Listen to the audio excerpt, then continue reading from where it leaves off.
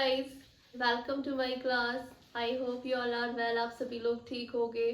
Thermal की series में हम धीरे धीरे आगे बढ़ रहे हैं। मैंने आपको लास्ट क्लास में कुछ टॉपिक्स बताए थे, जैसे आपको सिस्टम बताया था, सराउंडिंग बताया था, universe and boundary types of system. ये हमारी फर्स्ट वीडियो के टॉपिक रहे थे। उसके बाद मैंने जो है थर्मोडायनेमिक प्रोसेसेस स्टार्ट किए थे, जिसमें आपका फर्स्ट प्रोसेस जो हमने डिस्कस किया था वो आपका था कांस्टेंट वॉल्यूम प्रोसेस। देन हमने कांस्टेंट प्रेशर प्रोसेस डिस्कस किया था, फिर आइसोथर्मल डिस्कस किया था। तो आज की इस वीडियो में मैं उसी सीरीज में आगे बढ़ते हुए आपके लिए जो नया टॉपिक, नया प्रोसेस लेकर आई हूँ वो है एडियाबैटिक प्रोसेस। और मुझे उम्मीद भी है कि काफ़ी बच्चों को इस वीडियो का इंतज़ार होगा, क्योंकि जो एडियाबैटिक प्रोसेस के लिए हमारा work done, internal energy and heat transfer और इंथैल्पी का रिलेशनशिप है, वो एक लेंथी रिलेशनशिप है। पूरा जो डेरिवेशन है इसका, और काफ़ी बच्चे स्टूडेंट्स कंफ्यूज भी रहते हैं इसमें। बट आज हम उसे स्टेप बाय स्टेप समझेंगे और आपको मेरी ये वीडियो काफ़ी हेल्प करेगी उस डेरिवेशन को सॉल्व करने में। तो जल्दी से स्टार्ट करते हैं। पहले बात कर लेते हैं कि एडियाबैटिक प्रोसेस होता क्या है। ठीक है, एडियाबैटिक प्रोसेस।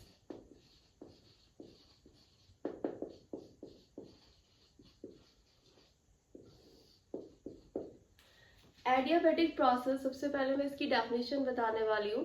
एडियाबैटिक प्रोसेस एक ऐसा प्रोसेस है जिसमें there is no heat transfer from surrounding to system, यानी सिस्टम और सराउंडिंग के बीच में कोई भी हीट ट्रांसफर नहीं होती। ठीक है, तो क्या डिफाइन करोगे आप एडियाबैटिक प्रोसेस को? कैसे डिफाइन करोगे? There is no heat transfer from surrounding to the system. ठीक है, इस ये कौन सा प्रोसेस हो गया आपका? Adiabatic process. तो हम कह सकते हैं कि अगर हम किसी पर्टिकुलर सिस्टम की बात कर रहे हैं, ठीक है, तो हम कह सकते हैं कि ये जो सिस्टम है ये कैसा बिहेव करेगा? एज एन इंसुलेटर, यानी इसमें हीट का कंडक्शन नहीं है। तो एडियाबैटिक प्रोसेस एक ऐसा प्रोसेस होता है जिसमें सिस्टम और सराउंडिंग के बीच में जो हीट ट्रांसफर होती है वो कैसी होती है? जीरो, यानी there is no heat transfer.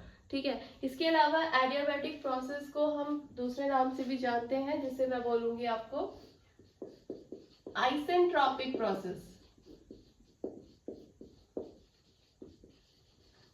Isentropic process.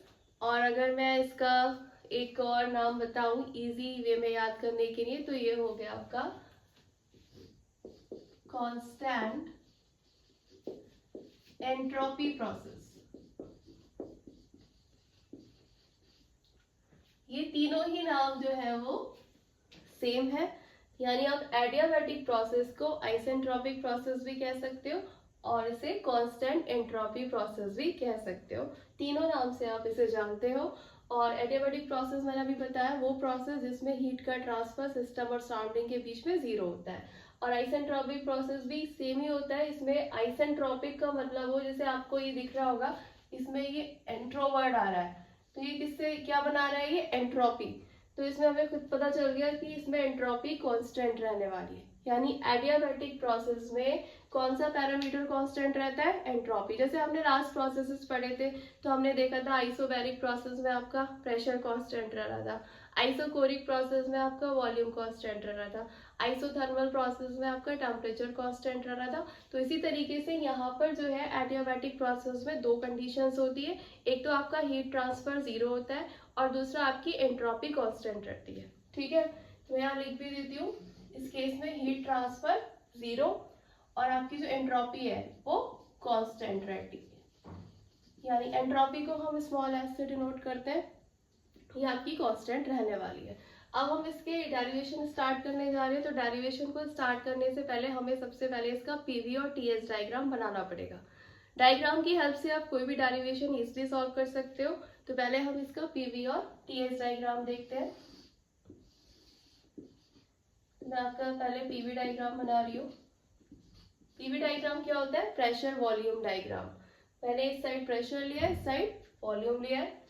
Adiabatic process है तो आपको पता है कि जैसे आइसोथर्मल प्रोसेस था, तो आइसोथर्मल प्रोसेस के केस में भी हमने जो ये स्लोप बनाया था, ये थोड़ा सा कर्व बनाया था, ये जो लाइन बनाई थी, एडियाबैटिक प्रोसेस में भी ये जो लाइन है ये शो कर रही है आपकी S is equals to constant. यानी ये कौन सा प्रोसेस है? एडियाबैटिक प्रोसेस है। और हम यहाँ पर ये भी लिख सकते हैं P V to the power gamma is equals to constant. Adiabatic process के केस में ये रिलेशनशिप आती है।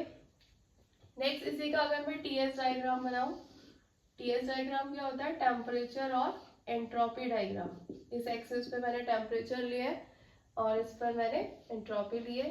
तो इस केस में क्या कांस्टेंट है, एंट्रोपी।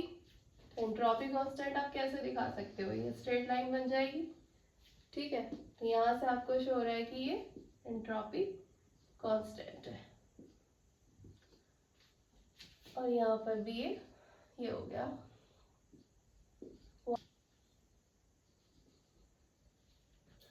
अब हम बात करते हैं डेरिवेशन की। डेरिवेशन को स्टार्ट करते जा रहे हैं। मैंने आपके डायग्राम दोनों बना दिए, एक आपका पीवी डायग्राम है और एक टीएस डायग्राम है।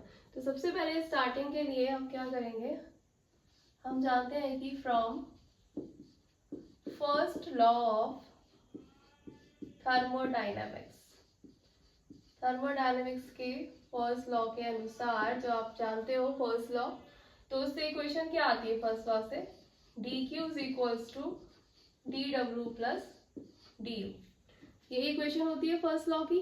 डेरिवेशन की स्टार्टिंग फर्स्ट लॉ से ही है। अब हम क्या करेंगे, हम जानते हैं कि डी डब्ल्यू की वैल्यू क्या होती है, D W is equals to P D V होता है, एंड डी यू कितना होता है, डी यू होता है आपका M C V D T. ये दोनों रिलेशनशिप हम बहुत अच्छे से जानते हैं, हमने पिछले डेरिवेशन में भी इसका यूज किया है। तो ये दोनों रिलेशनशिप को आप इस फर्स्ट लॉ की इक्वेशन में पुट कर दोगे, ठीक है। तो मैंने ये वाली इसकी वैल्यू और इसकी वैल्यू दोनों को इस इक्वेशन में रखना है। तो इक्वेशन क्या आ जाएगी, D Q is equals to D W कितना है, P D V, P D V लिख दिया मैंने, फिर डी यू कितना है, M C V D T, यहाँ मैंने M C V D T लिख दिया, ठीक है। वैल्यू पुट करिए भी और कुछ नहीं किया है। अब इसको फर्दर सॉल्व करने के लिए हमको क्या करना है, हम यहाँ पर dt की वैल्यू निकालेंगे। dt की वैल्यू निकालने के बाद हम क्या करेंगे, पुट करेंगे इसके अंदर। अब कैसे निकालोगे dt की वैल्यू, एक रिलेशनशिप आप और जानते हो आइडियल गैस के लिए, pv is equals to mrt। तो हमने रिलेशन इस पूरे डेरिवेशन की स्टार्टिंग करी आपके फर्स्ट लॉ से। फर्स्ट लॉ की इक्वेशन मैंने यहाँ लिखी, मुझे W की वैल्यू डी डब्ल्यू की वैल्यू पता है, वर्क डन का फॉर्मूला पता है, इंटरनल एनर्जी का फॉर्मूला पता है, दोनों फॉर्मूले मैंने इस इक्वेशन में पुट कर दिए। अब हमने क्या करना है, we know that PV is equals to MRT। ये इक्वेशन भी हम सभी लोग जानते हैं, PV इक्वल्स टू MRT होता है, PV is equals to MRT होता है। अब मुझे क्या करना है, इस इक्वेशन को डिफरेंशिएट करना है। PV is equals to MRT को अब हम डिफरेंशिएट करने जा रहे हैं। तो मैं यहाँ लिख देती हूँ, on differentiating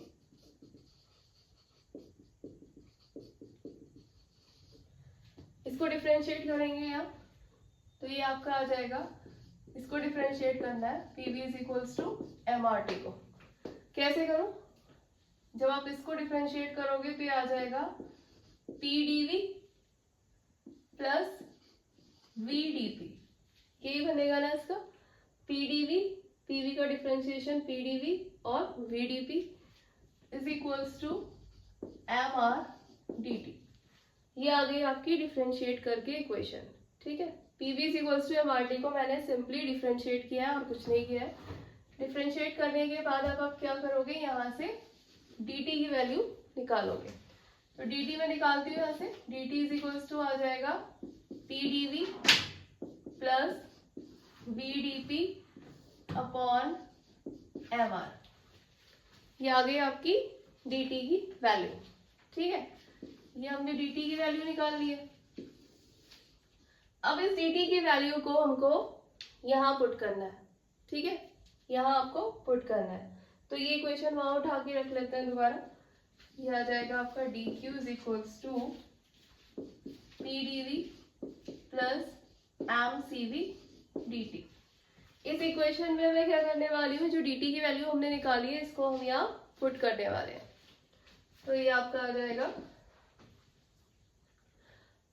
P D V plus M C V, D T की वैल्यू रख रहे हैं हम, क्या है value, P D V plus V D P upon M R. मैंने इसमें वैल्यू पुट कर दी है, ठीक है। अब इसको फर्दर सॉल्व करेंगे, कैसे करेंगे, कुछ नहीं, बहुत सिंपल है। यहां से आप एम आर का एलसीएम ले लोगे, तो मैंने नीचे एम आर ले लिया। जब हमने एम आर यहाँ एलसीएम ले लिया तो मुझे इस एम आर की मल्टीप्लाई पीडीवी से करनी पड़ेगी, तो यहाँ मैंने ये लिख दिया एम आर, फिर ये आ जाएगा आपका पी डी वी, ठीक है, प्लस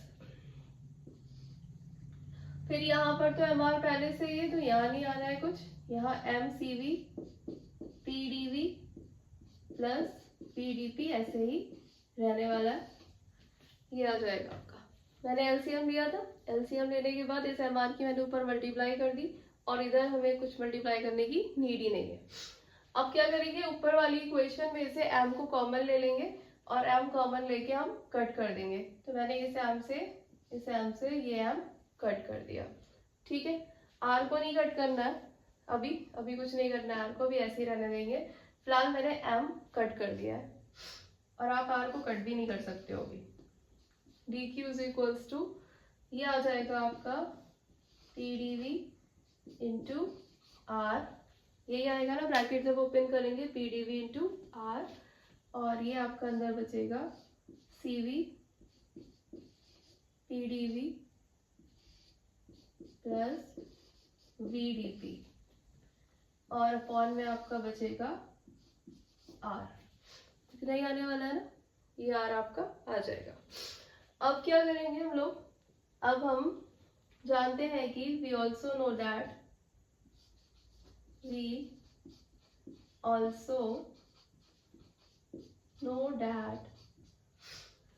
एक रिलेशनशिप होता है Cp minus Cv is equals to R, सभी जानते हैं। एक रिलेशनशिप ये भी होता है Cp minus Cv is equals to R। अब इस R की वैल्यू में यहाँ पुट करने वाली, ठीक है। R की जगह हम क्या लिखेंगे, Cp माइनस Cv। इक्वेशन है आपकी dq is equals to pdv into r plus cv pdv plus vdp upon r। तो r की जगह क्या रखेंगे हम, cp minus cv,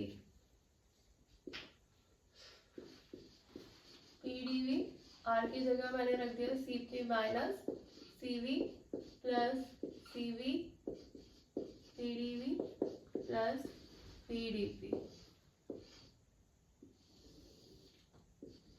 upon r, ठीक है। अब हमने क्या करना है, हमें पता है कि एडियाबैटिक प्रोसेस है, हमें पता है। तो एडियाबैटिक प्रोसेस के केस में क्या होता है, हीट ट्रांसफर जीरो, यही बताया था मैंने। तो हम यहाँ लिख सकते हैं dq is equals to zero, dq zero कर सकते हैं, तो मैं इसकी जगह क्या लिख दूं, जीरो, यहाँ जीरो लिख सकते हैं। तो ये इक्वेशन अब क्या हो जाएगी, ये r जो है वो इधर चला जाएगा, तो r जब इधर चला जाएगा तो ये जीरो हो जाएगा, तो ये आपका आ जाएगा pdv into cp minus pdv into cv plus cv pdv plus cv vdp, और ये सब किसके इक्वल आ जाएगा, जीरो के, क्योंकि इधर मैंने जीरो लिख दिया है, क्योंकि हीट ट्रांसफर जीरो होता है इन केस ऑफ एडियाबैटिक प्रोसेस, ठीक है। अब हम देख सकते हैं यहाँ ये cv pdv टर्म्स, इससे ये कैंसिल हो जाएगा, एक प्लस में एक माइनस में, तो यहाँ क्या बचने वाला है, ये आ जाएगा cp pdv plus cv vdp is equals to zero, यही बचेगा। अब हमने क्या करना है, इस पूरी इक्वेशन को ऑन डिवाइडिंग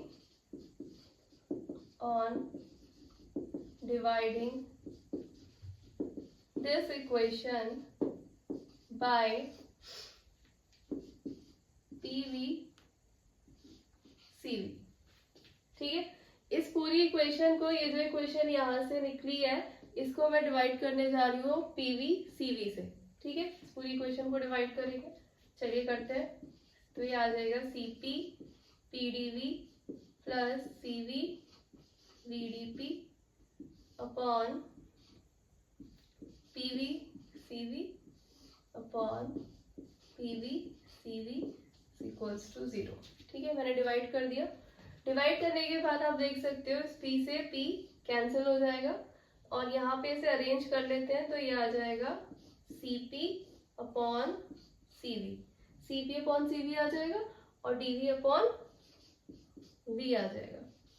यानी मैंने इनको स्पेसिफिक हीट को एक तरफ लिख लिया है और वॉल्यूम वाले टर्म्स को एक तरफ लिख लिया है। फिर यहाँ से इस तरीके से देखो, यहाँ से क्या कैंसिल होगा, V से V कैंसिल हो जाएगा, CV से CV हो जाएगा, तो इधर क्या बचेगा, सिर्फ P वाले terms, dP upon P equals to 0, यही बचेगा। ठीक है, ये इक्वेशन में फिर जो ये CP अपॉन CV है ये हम जानते हैं, but CP upon CV is equals to gamma, gamma होता है। अब मेरे को इसकी भी वैल्यू क्या करनी है, यहाँ पर पुट कर देनी है। तो ये इक्वेशन क्या बन जाएगी, gamma dV upon V plus dP upon P is equals to 0। ठीक है, ये इक्वेशन आ गई, इज इक्वल्स टू 0। यहाँ तक पहुंच गए हम लोग। अब आगे बात करते हैं। इस वाली इक्वेशन को मैं ऊपर लिख देती हूँ ताकि आपको क्लियरली विजिबल हो। तो ये आपका आ जाएगा gamma dV over V plus dP over P is equals to 0। Finally अभी तक हम यहाँ तक पहुंचे, ये इक्वेशन हमारी बनी है। अब हमने क्या करना है, इसको ऑन इंटीग्रेटिंग, इस इक्वेशन को अब हम इंटीग्रेट करने वाले हैं। तो यहाँ मैं लिख देती हूँ ऑन इंटीग्रेटिंग। ठीक है, अब जब हम इंटीग्रेशन करेंगे तो ये आपका बन जाएगा, इसको इंटीग्रेट करने पे ln of V plus ln of P is equals to 0। ठीक है, इंटीग्रेट जब मैं करूंगी इस इक्वेशन को तो dP अपॉन P क्या बन जाएगा, डायरेक्टली ln ऑफ P। ठीक है, और ये dV अपॉन गामा ऐसे ही रहने वाला है, dV अपॉन V बन जाएगा ln of V is equals to 0। यहाँ तक पहुंच गए हम। अब इस इक्वेशन को आप ऐसे लिख सकते हो, PV to the power gamma is equals to constant. यहाँ से आपको ये रिलेशनशिप मिली। और हमने स्टार्टिंग में बात की थी एडियाबैटिक प्रोसेस के केस में जो PV का रिलेशनशिप आता है वो क्या आता है, PV to the power gamma is equals to C। तो वो जो रिलेशन मैंने स्टार्टिंग में बताया था वो यहाँ से प्रूव होता है कि किस तरीके से आपका एडियाबैटिक प्रोसेस के केस में PV to the power gamma is equals to constant आता है। ठीक है, ये कैसे हो गया, जब आप इसका लॉग लोगे ना तो ये यही बन के आएगी इक्वेशन। ठीक है, तो मैंने इसको डायरेक्टली, ये आपकी इक्वेशन फाइनली ये आ गई। अब इसको आप ऐसे लिख सकते हो, P1 V1 to the power gamma is equals to P2 V to the power gamma is equals to C, constant, C for constant. इस इक्वेशन को आप ऐसे लिख सकते हैं। अब मेरे को क्या करना है, यहाँ से मैंने वैल्यू निकाली P1 अपॉन P2 की। P1 अपॉन P2 कितना आ जाएगा, ये P2 यहाँ के इधर ले आए तो इधर कितना आ जाएगा, V2 अपॉन V1 की पावर गामा, यही आ जाएगा यहाँ से। अब हम लोग इसमें आगे चलते हैं। मैंने यहाँ पर P1 अपॉन P2 की वैल्यू निकाली थी। अब अगर मुझे V2 अपॉन V1 की वैल्यू निकालनी है तो इक्वेशन क्या बनेगी, अगर हमें V2 अपॉन V1 की वैल्यू चाहिए तो ये क्या आ जाएगा बताइए, ये आ जाएगा आपका P1 upon P to the power 1 upon gamma. ठीक है, तो ये क्या करा, V2 अपॉन V1 चाहिए तो ये वाली पावर उठ के इधर आ जाएगी। नेक्स्ट हम बात करते हैं from general gas equation. General gas equation से हम जानते हैं P1 V1 upon T1 equals to P2 V2 upon T2, यही होता है। लास्ट डेरिवेशंस में भी आप लोग ने देखा होगा कि आप प्रेशर, वॉल्यूम एंड टेम्परेचर के रिलेशनशिप के फाइंड आउट करने के लिए हमने यही इक्वेशन यूज करी थी, जनरल गैस इक्वेशन। दोबारा से वही पहुंच गए कि आपको हमने देखना है कि जनरल गैस इक्वेशन के अकॉर्डिंग ये टर्म होता है, तो मेरे को यहाँ से T2/T1 की वैल्यू निकालनी। सो लेट्स सी, ये इक्वेशन है आपकी P1V1/T1 is equals to P2V2/T2। अब मैं यहाँ से क्या करने जा रही हूँ, T2/T1 की वैल्यू फाइंड आउट करने जा रही हूँ। तो आप देख सकते हो यहाँ T2/T1 क्या आ जाएगा, P2V2/P1V1, ये आ जाएगा। अब यहाँ पर इसको अगर मैं अरेंज करके लिखूं तो हम इसे इस तरीके से भी लिख सकते हैं, T2/T1 is equals to V2/V1/P1/P2, ये लिख सकते हो ना आप इसे। फिर कुछ नहीं करना है, V2/V1 को ऊपर लिख दिया और डिवाइडेड बाय P1/P2 को जब आप इसे सॉल्व करोगे तो ये इक्वेशन बनेगी, ठीक है, इस तरीके से लिख दिया। अब हमने क्या करना है इस इक्वेशन के बाद, V2/V1 यहाँ पर आप देख सकते हो, आपने यहाँ से P1/P2 की वैल्यू निकाली है, तो ये किसके टर्म्स में निकाली है, V2/V1 के। तो इस वैल्यू को उठा के हम यहाँ रख देंगे, यानी P1/P2 की जगह आप लिख सकते हो V2/V1 की पावर गामा। तो यहाँ लिखते हैं T2/T1 इज इक्वल्स टू, ये V2/V1 ऊपर वाला ऐसे ही रहेगा, P1/P2 की जगह आपने क्या लिखा, V2/V1 की पावर गामा। अब ये ऊपर भी टर्म सेम है, तो इस वाले की पावर पूरे की कितनी है, 1, इसकी गामा। तो आप जब इसे सॉल्व करके लिखोगे T2/T1 is equals to V2/V1 की पावर 1 माइनस गामा, ये आ जाएगा 1 माइनस गामा। एक रिलेशन ये आ गया टेम्परेचर और वॉल्यूम के बीच में। अगर मुझे टेम्परेचर और प्रेशर के बीच में रिलेशनशिप निकालना है तो क्या करना पड़ेगा, अब हम ये वाली वैल्यू पुट कर देंगे, कुछ नहीं करना है, सिंपल है भाई। एक बार आपने P1/P2 की वैल्यू V के टर्म्स में पुट कर दी, अब अगली बार आप V2/V1 की वैल्यू P1/P2 के टर्म्स में पुट कर दो, ठीक है।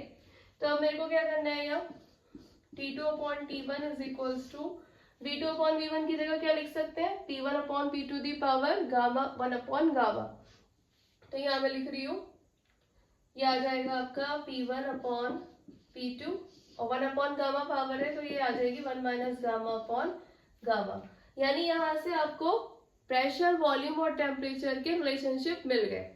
ये वाला जो इक्वेशन है ये टेम्परेचर और वॉल्यूम के बीच में रिलेशन बता रहा है, और ये वाला इक्वेशन टेम्परेचर और प्रेशर के बीच में रिलेशनशिप बता रहा है। तो ये दोनों आपके P, V एंड T के बीच में रिलेशनशिप आ गई, ठीक है। अब हम बात कर लेते हैं, टेम्परेचर हमारा फाइंड आउट हो गया in case of adiabatic process, temperature relationships, ठीक है।